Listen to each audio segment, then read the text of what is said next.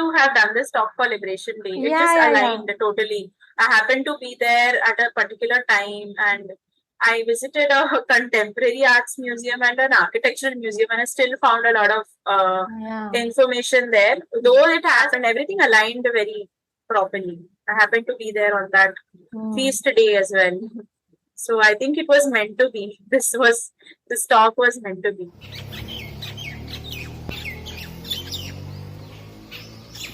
Hey folks, we have a new guest on our video chat today, and you can also in the meantime appreciate my background. I've taken a lot of effort, half the times I never have any background and I've actually done something. So, so on the screen we have Anubha. Anubha is a friend of mine from Twitter, and I've known her for a very long time. And she has been putting some really interesting Instagram posts recently. She's been to Goa, and it was a topic that really intrigued me and touched me, because I have also been interested in how the Indian culture retained itself after so many years of Mughal and colonial rule. And Anubha was talking about something similar about how the Hindus of Goa retained the Hindu culture even though they had to convert to Christianity, but they still ended up retaining the culture. And there is an interesting, I shouldn't say interesting because it was such history of so much pain and so much sorrow. So I would say it is a very, we can call it touching aspect of how these folks have converted to Christianity, and yet they have some of their, for example, they have the sacred thread that they wear, or some other identification of the Hindu culture. So, Anubha, can you tell us a little bit more about your Goan trip and what did you find over there?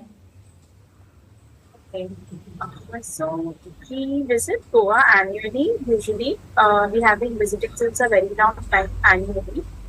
Because of having our family waiting there in Goa. It's located at a place called Zambolim. So Zambolim is like the Portuguese pronunciation of Jambavalli. So that is where our family waiting is. So we had been visiting there since many years. It's an annual visit for us. Whenever we go to this place, we also visit a smaller temple in Madgaon, which is the heart of the city in central. It's in South Goa, but it's a big city in Goa.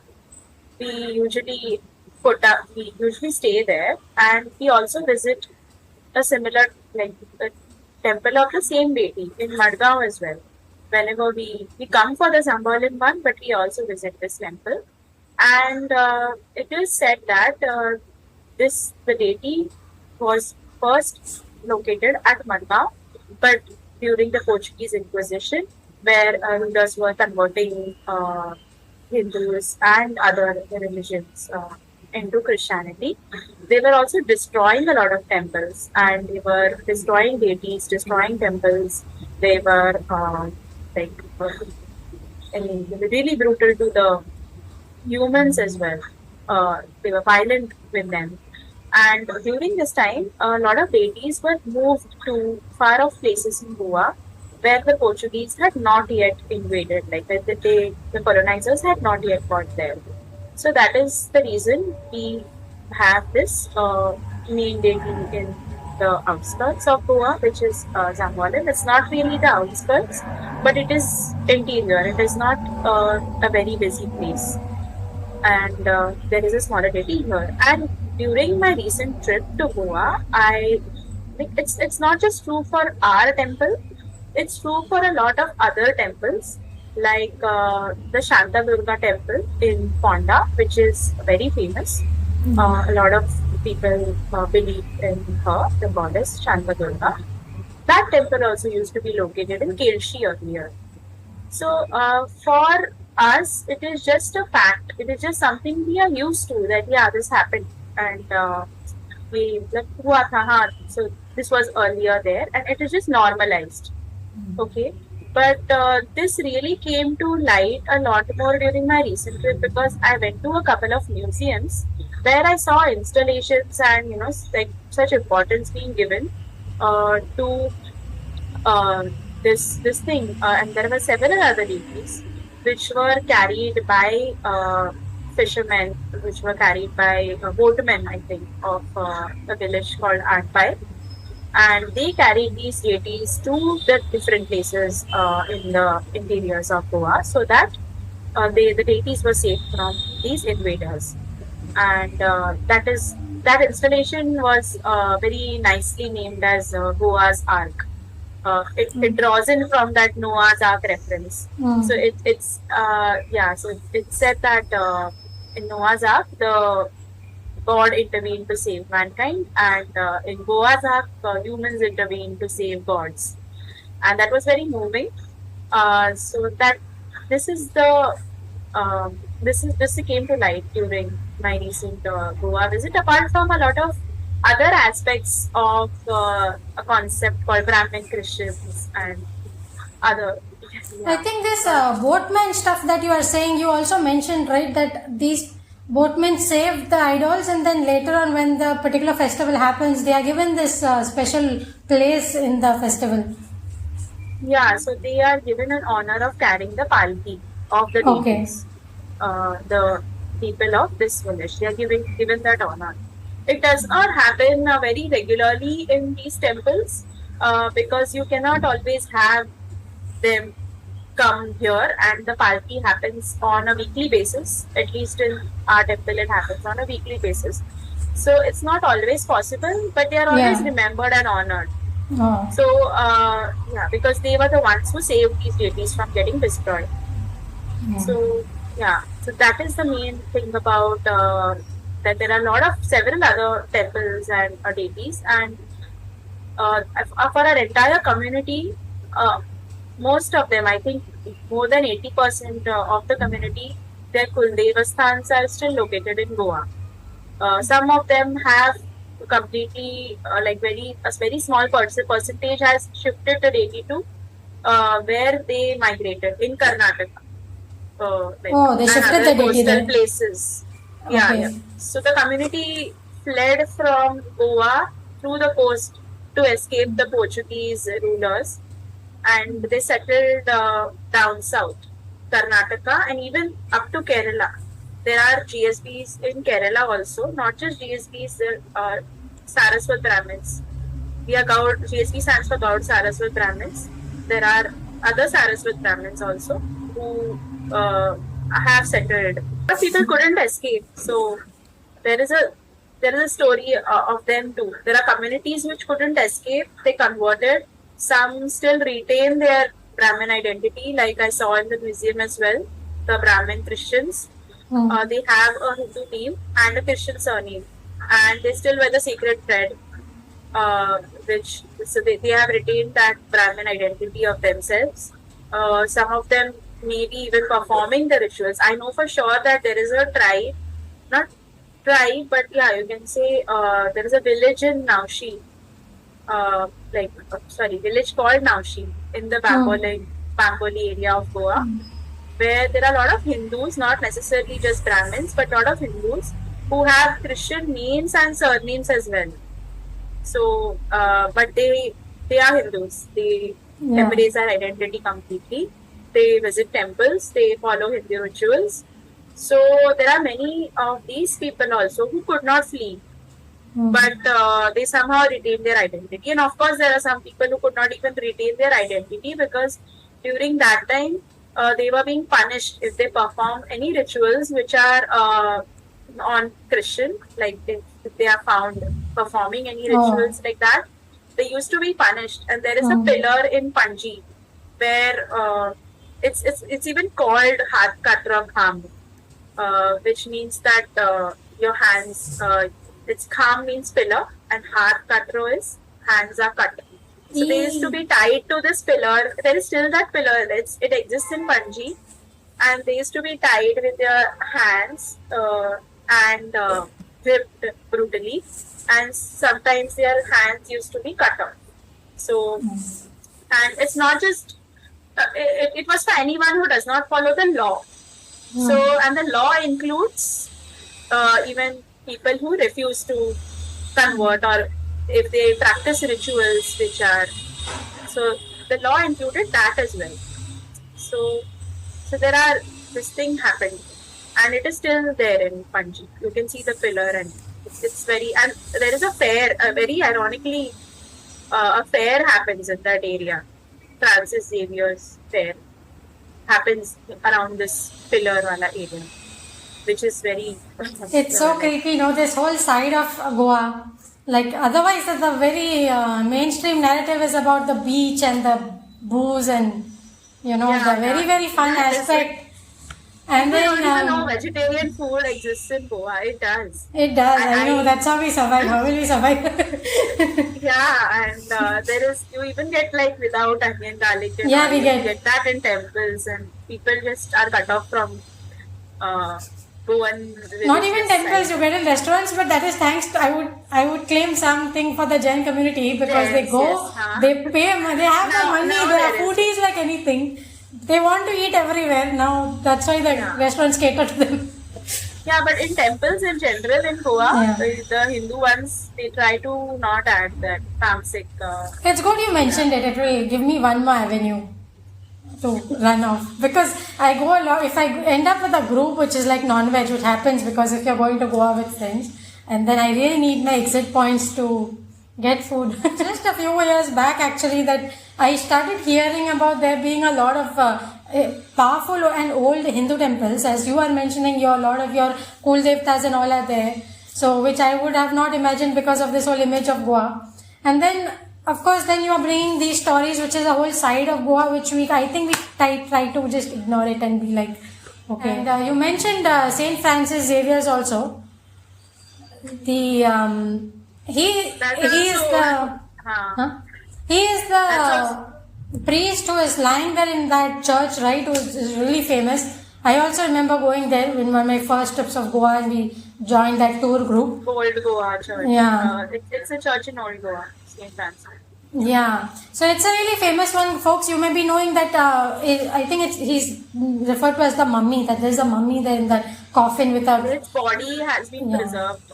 Body has been preserved. There is a glass cover, and because the body has been preserved for so many years, I guess that whole devotion and belief system around it has been built up. Because one line of thinking is that because he was so spiritually progressed, this body ended up remaining preserved.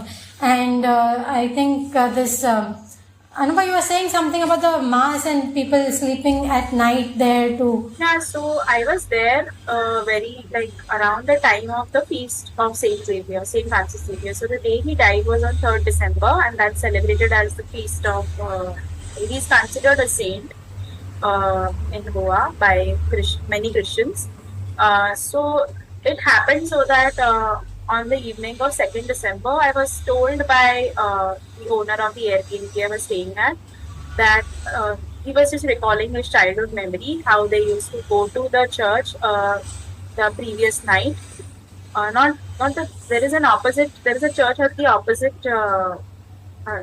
side of the road, like back opposite, where there is an area, like the lawn is really big over there, and they used to sleep the entire night.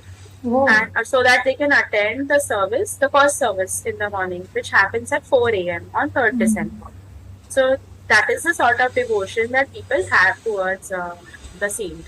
And exactly 24 hours later, I was thinking, after visiting those museums, I was thinking I should go to this because since it's a feast, it will be something special, and I should probably go and visit. And I was meeting with somebody, a local from Goa, and a friend of mine. And she happened to tell me that a lot of Hindus now have, previously there used to be 20-25% of Hindus visiting the place. And now it has reduced to 5%. And I was like, why? Is it because of, the whole Hindu thing that, we should preserve our own religion and all? She said, no, it is because of Saint Francis Xavier's letter, and he imposed the Portuguese Inquisition in Goa. And this is something I was totally not aware of. and it is so widely known. It is there I never bothered to even find out, but because she said this, I wanted to verify the authenticity of it, and I went on the internet. And there are articles, like not just on Wikipedia, but there are letters. There is a photo of letters written by Saint Francis Xavier to the king, the Portuguese king, to come to Goa and set up the Inquisition, so that people follow the Christian ways of life, because he believed that people are turning away from God.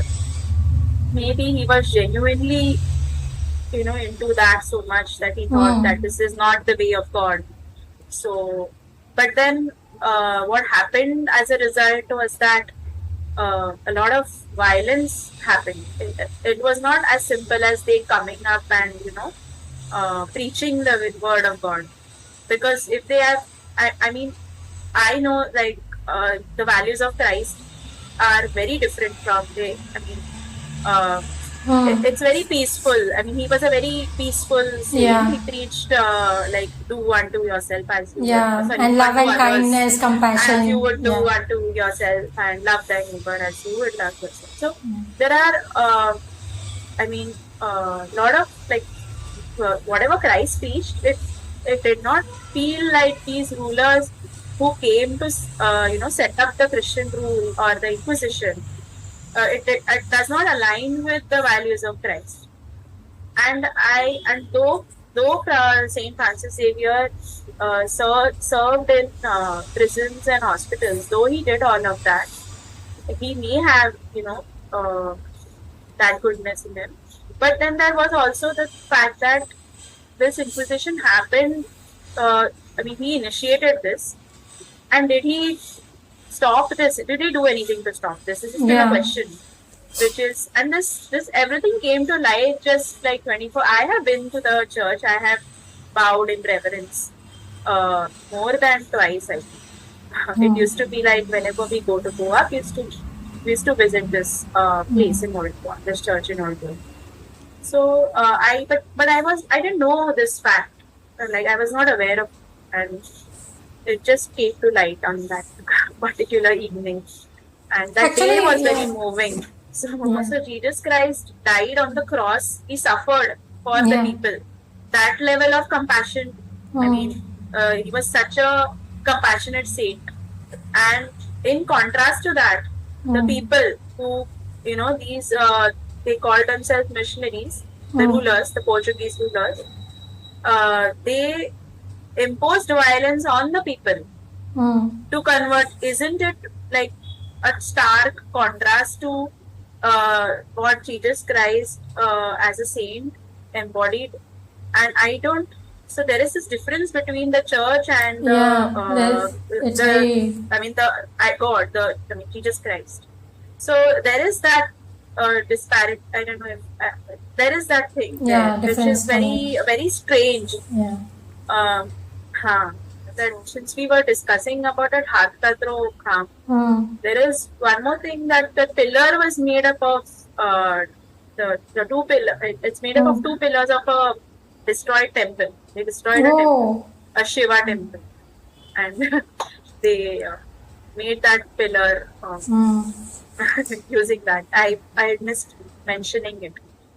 I'm very thankful we have what we have, and that is what makes this topic for me very touching, because I've also been appreciating, because one of those times that Mahalaya Amavasya came it was, I think, last year, and that's the time we give thanks to the ancestors and all this stuff. So I started tracking my family tree, because I first of all don't know who the hell is my ancestor. So I started tracing it out, and I started talking to these relatives who would know. So then I traced it to at least 4 generations, and I realized that every single one is a Jain, a strict Jain.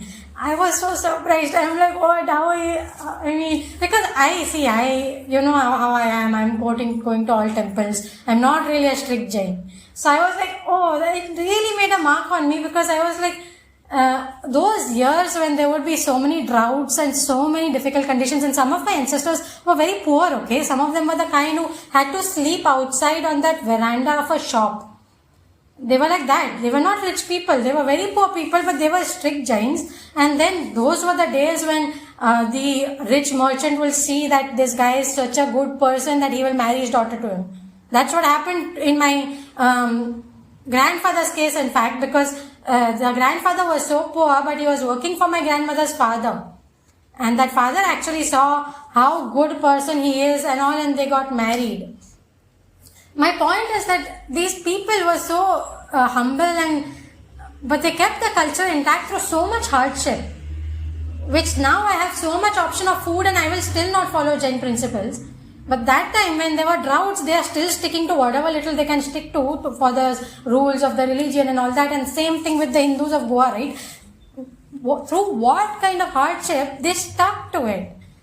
And here we have no hardship. We are for Fukatka, we are throwing because we like that movie on TV a lot, which is a Hollywood movie, and we would rather kind of go in line with that and make fun of our own religion and stuff. Something like that, right? So we are ready to laugh at we just laugh at our religion. We just don't realize like what blood has gone into keeping the temples which are standing right now. They are standing for the rituals which are alive. They are alive because those people did what they did. So it was really touching, and it's great to know this aspect of Goa. Yeah.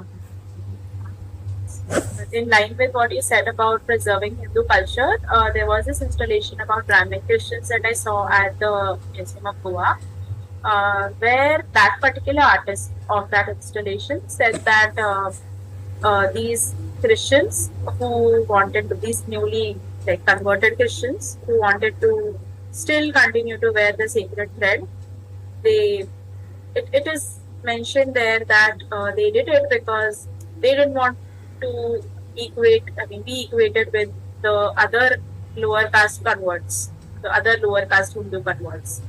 So that is the reason that the artist has given. But I feel like that is not the only thing. It is a lot goes into the initiation of a Brahmin, when a lot goes into the thread ceremony. And it is about an identity, because the thread, the sacred thread, is a reminder of the daily duties of a Brahmin, the daily rituals. Like you get up in the morning, you do Sandhya Vandan, and then you start the other rituals, which you have to do for your own self. It is about, and it links to your identity over time.